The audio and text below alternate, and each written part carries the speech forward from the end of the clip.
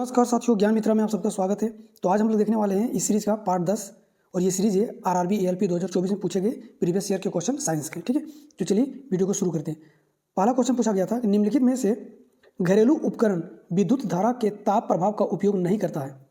आपको बताना है कि कौन सा घरेलू उपकरण है जो विद्युत धारा के ताप प्रभाव का उपयोग नहीं करता है। आपका दे रखा है जिससे कि हम लोग को हीट मिलता है, हीट से हम लोग कोई भी काम करवाते हैं। ठीक है, जैसे कि विद्युत चूल्हा यानी कि इलेक्ट्रिक स्टोव, ये क्या करता है, इससे हम लोग खाना बनाते हैं। ठीक है, विद्युत जल हीटर, इससे भी हीट निकलता है और इससे हम लोग पानी गर्म करते हैं।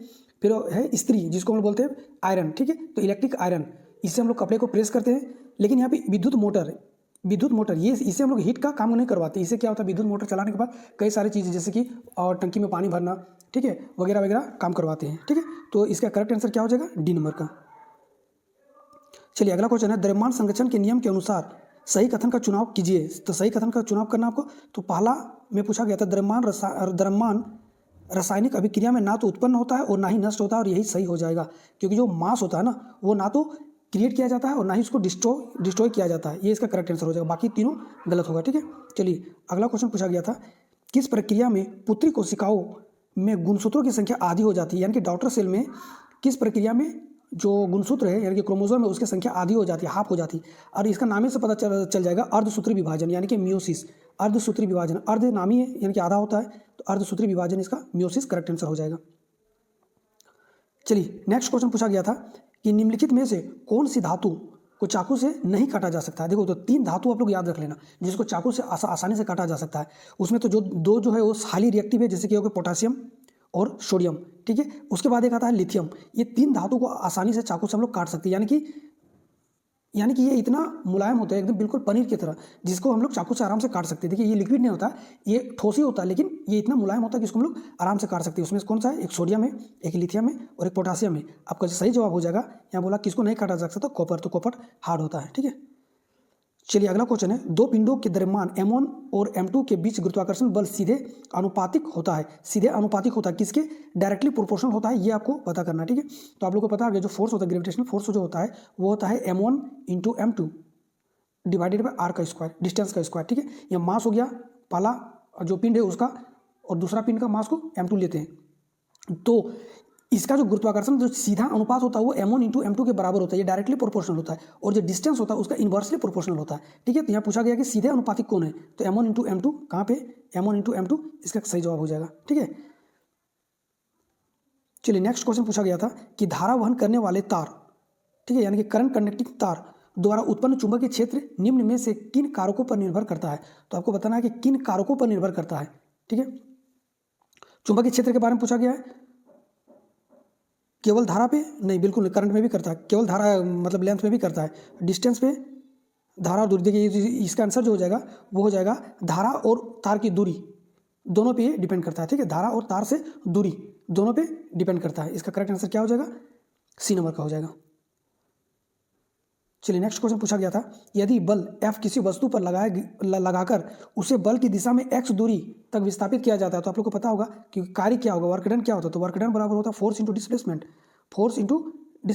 ठीक है, तो यहाँ फोर्स तो हमको F दे रखा है, डिस्प्लेसमेंट की जगह पे x लिख दिया है, तो फोर्स डिस्प्लेसमेंट को d हटा के x हम भी लिख देंगे, तो फोर्स इंटू x हो जाएगा। ठीक है, Fx हो जाएगा। इसका करेक्ट आंसर क्या हो जाएगा, इसका F इंटू एक्स।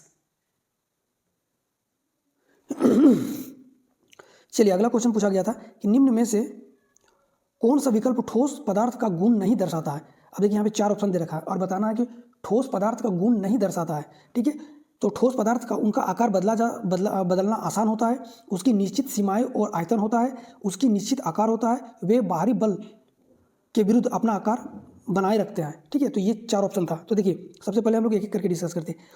उसका आकार बदलना आसान होता है। देखिए कभी भी ठोस का आकार बदलना आसान नहीं होता है, और आपका जो आंसर होगा यही हो जाएगा। ठीक है, ठोस का आकार बदलना इतना आसान नहीं होता है। ठीक है, इसकी निश्चित सीमाएं और आयतन होती है, बिल्कुल इसकी निश्चित सीमाएं यानी कि इसका एक आकार होता है, इसका एक आयतन होता है, बिल्कुल ये सही है। इसका निश्चित आकार होता है, बिल्कुल इसका एक निश्चित आकार होता है, एक निश्चित वॉल्यूम भी होता है।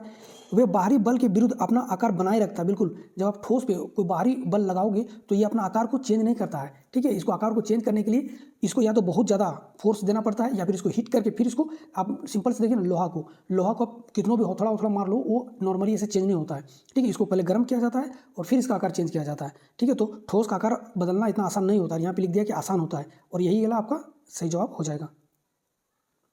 चलिए अगला क्वेश्चन जो है पूछा गया था, दे दिया था कैल्शियम ऑक्साइड, ठीक है, यानी कि CaO कैल्शियम ऑक्साइड और जल H2O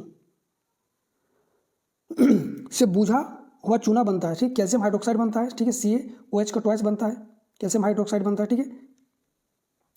बनने वाली अभिक्रिया किस प्रकार का, अच्छा ये अभिक्रिया रिएक्शन ने पूछा था, इसका अभिक्रिया का किस प्रकार की अभिक्रिया ये पूछ दिया है, ठीक है। तो आप लोग देखो जरा, यहाँ पे क्या कैल्शियम ऑक्साइड है और यहाँ पे क्या है, जल है, पानी, ये दोनों मिल रहा है, ये दोनों मिलने के बाद बन रहा है, ये दोनों कंबाइन करके बन रहा है कैल्शियम हाइड्रोक्साइड, ठीक है। तो ये दोनों क्या हो जाएगा, कॉम्बिनेशन रिएक्शन हो जाएगा। इसका करेक्ट आंसर क्या हो जाएगा, कॉम्बिनेशन रिएक्शन, क्योंकि कंबाइन कर रहा है। तो इसका सही जवाब क्या हो जाएगा, कॉम्बिनेशन रिएक्शन, 1 नंबर का सही हो जाएगा। यहाँ पे रिएक्शन भी लिखा हुआ है, आप लोग देख लेना।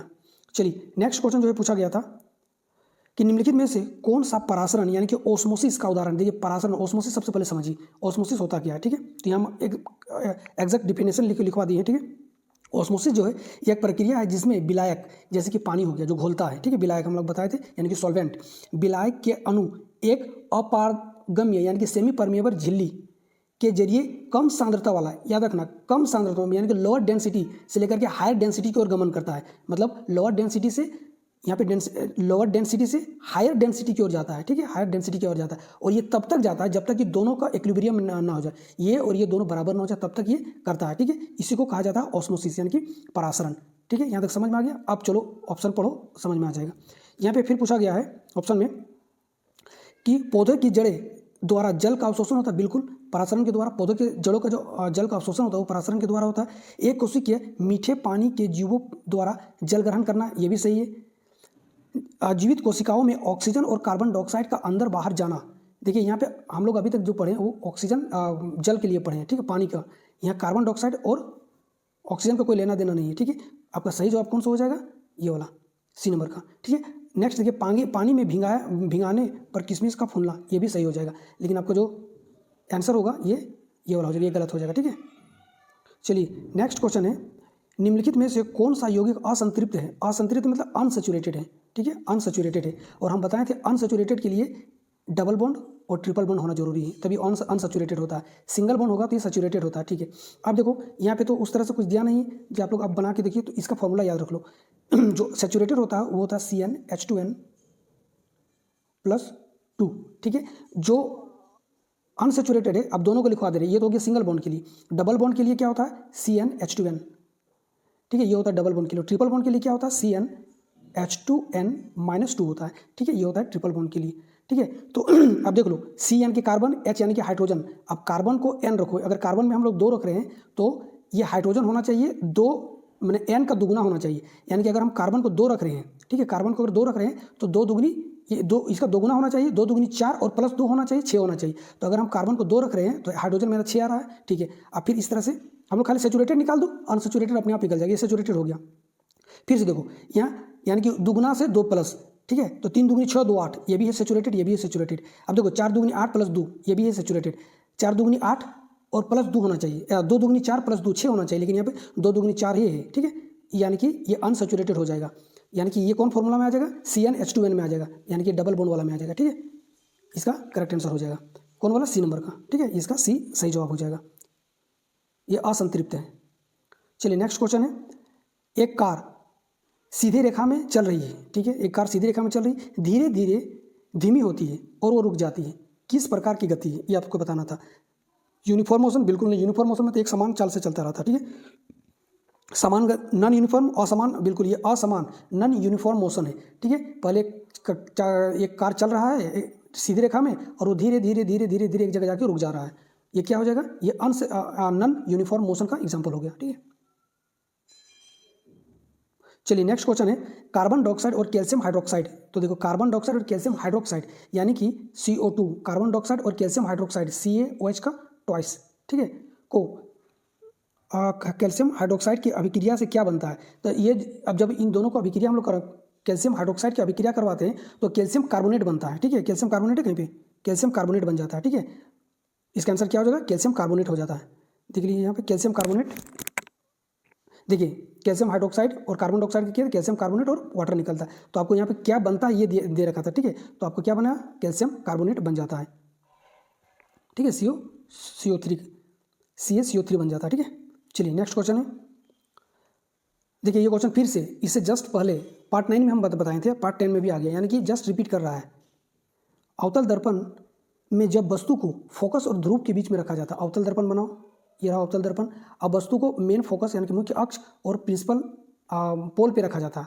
ठीक है, और ध्रुव पे रखा जाता है। अगर यहाँ पे रख रहे हैं तो जब भी हम बताएं कि फोकस और पोल पे रहेगा तो वस्तु जो है दर्पण के पीछे बनेगा, वस्तु से बड़ा बनेगा और सीधा बनेगा, यानी कि काल्पनिक बनेगा, वस्तु से बड़ा बनेगा और सीधा बनेगा। अब देखो इसको खोजो, काल्पनिक तो बनेगा बिल्कुल, आभासी बनेगा, सीधा भी बनेगा बिल्कुल, दो ही चीज़ दे रखा। ठीक है, तो इसका करेक्ट आंसर क्या हो जाएगा, इसका सही जवाब हो जाएगा सी नंबर का। ठीक है, वास्तविक तो बनेगा नहीं, वास्तविक तो बनेगा, आभासी बनेगा, काल्पनिक बनेगा और उल्टा बनेगा। काल्पनिक कभी भी उल्टा नहीं बनता, वास्तविक उल्टा बनता है, रियल उल्टा बनता है और काल्पनिक सीधा बनता है। ठीक है, तो इसका सही जवाब कौन सा हो जाएगा, बी नंबर का। चलिए नेक्स्ट क्वेश्चन है, द्रव संयोजी ऊतक का सही उदाहरण कौन सा है। तो द्रव का कौन सा एक ही तो होता है, कौन सा, कनेक्टिव टिश्यू होता है, ब्लड। चलिए नेक्स्ट क्वेश्चन है, निम्नलिखित में से कौन सा जीव विखंडन द्वारा अलैंगिक जनन करता है। देखिए हम बताए थे, ठीक है, इसी जो सीरीज चला रही इसी में बताए थे। तो विखंडन के लिए आप लोग 3 नाम एकदम याद रख लेना, कौन कौन सा है। तो एक तो हो गया आपका लिस्मेनिया, एक तो हो गया आपका अमीबा और एक हो गया प्लेनेरिया। लिस्मेनिया और अमीबा जो होता है ना, ये बाइनरी फिजन के द्वारा द्विविखंडन करता है। ठीक है, बाइनरी करता है, द्विविखंडन करता है। जबकि प्लेनेरिया जो होता है ना, मल्टी फिजन करता है। ठीक है, मल्टी विखंडन करता है। तो ये तीनों तो छट गया, बचा क्या, केंचुआ, अर्थवर्म। तो ये 3 नाम जरूर याद रख लेना, कौन कौन सा, अमीबा और लिस्मेनिया बाइनरी फिजन करता है। ठीक है, और प्लेनेरिया मल्टीपल फिजन करता है। ठीक है, तो ये 3 नाम आपको याद रखना, ये दोनों बाइनरी हो गया और एक मल्टीपल हो गया। बचा कौन सा, केंचुआ, केंचुआ को इसका आंसर हो जाएगा। चलिए नेक्स्ट है, थायराइड ग्रंथि को थायरोक्सिन हार्मोन बनाने के लिए किस तत्व की आवश्यकता होती है। तो आयोडीन की आवश्यकता होती है, एकदम इजी क्वेश्चन पूछा गया था, आयोडीन की आवश्यकता होती है। और इस क्वेश्चन को आप लोग के जो एग्जाम हुआ था उसमें आंसर की में इसका गलत आंसर दे दिया था, उसका सोडियम, इसका हाँ सोडियम आप लोग के आंसर में दे दिया था, तो वो गलत होगा। फिर बाद में इसको सुधारा गया था, इसका आयोडीन हो जाएगा इसका करेक्ट आंसर। ठीक है, जो बच्चे का आंसर की होगा तो आप लोग उसको सुधार लेना।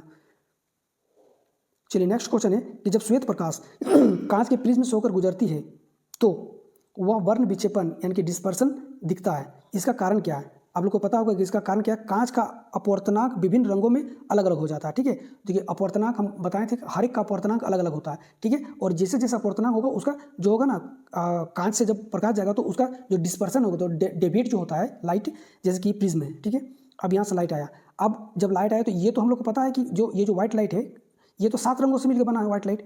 ठीक है, अब जब आया, अब जैसे आया यहाँ पे लगने के बाद हर एक अपना अपना रंग का, ठीक है, एक अपना अपवर्तनांक होता है, और जिस अपवर्तनांक में होता है वो उधर उधर मुड़ जाता है। ठीक है, और ये इस तरह से 7 रंगों में विबग्योर में डिवाइड हो जाता है। ठीक है, और इसी ये जो प्रक्रिया इसको क्या बोला जाता है, डिस्पर्सन ऑफ लाइट बोला जाता है। ठीक है, और इसका आंसर क्या हो जाएगा, कांच का अपवर्तनांक विभिन्न रंगों में अलग अलग हो जाता है।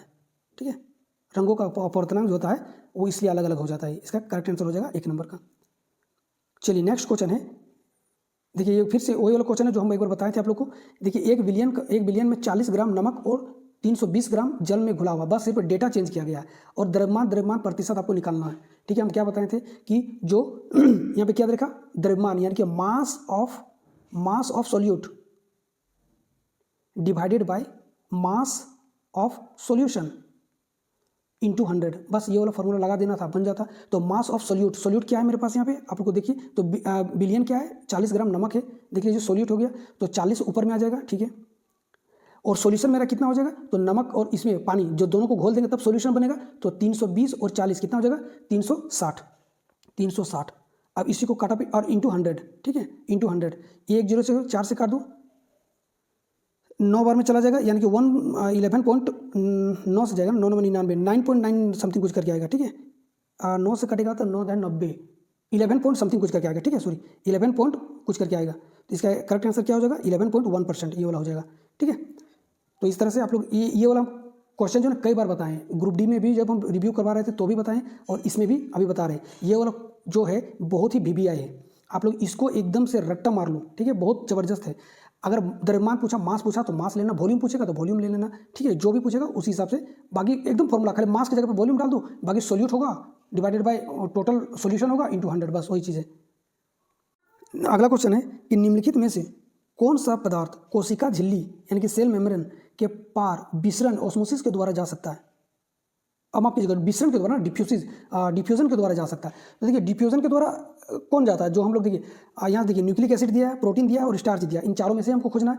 तो न्यूक्लिक एसिड तो जा नहीं सकता है, ठीक है, प्रोटीन और स्टार्च भी जा नहीं सकता है। जाएगा क्या, ऑक्सीजन। क्यों, क्योंकि जब हम लोग ऑक्सीजन लेते हैं यानी कि एयर लिए, वहाँ से ऑक्सीजन ब्लड में गया, ब्लड में जाने के बाद सेल तक ऑक्सीजन जाता है। क्यों जाता है, आपको पता है, विसरण, ये हायर कंसंट्रेशन से लोअर कंसंट्रेशन की ओर जाता है। ऑक्सीजन की मात्रा ब्लड में ज़्यादा होता है जब हम लोग सांस लेते हैं तो, और यहाँ पे सेल जब काम करता है तो यहाँ पे ऑक्सीजन कम हो जाता है। तो क्या हुआ कि ऑक्सीजन चला गया सेल के पास, ब्लड में हाई ऑक्सीजन था, अब यहाँ से डिफ्यूजन के द्वारा कहाँ चला गया, ब्लड सेल पे चला गया, ऑक्सीजन सेल पे चला गया। और जो कार्बन डाइऑक्साइड है, कार्बन डाइऑक्साइड यहाँ पे ज़्यादा है और ब्लड में कार्बन डाइऑक्साइड कम है, तो कार्बन डाइऑक्साइड फिर ब्लड में दे देता है, ठीक है। बस यही वाला प्रोसेस होता है। इसका आंसर क्या हो जाएगा, ऑक्सीजन हो जाएगा। तो ये आज का लास्ट क्वेश्चन था। वीडियो कैसा लगा आप लोग जरूर बताइएगा। वीडियो अगर अच्छा लग रहा है तो प्लीज़ चैनल को सब्सक्राइब कर लीजिए और वीडियो को लाइक और शेयर कर दीजिएगा। वीडियो देखने के लिए थैंक यू। तब तक के लिए जय हिंद, जय भारत।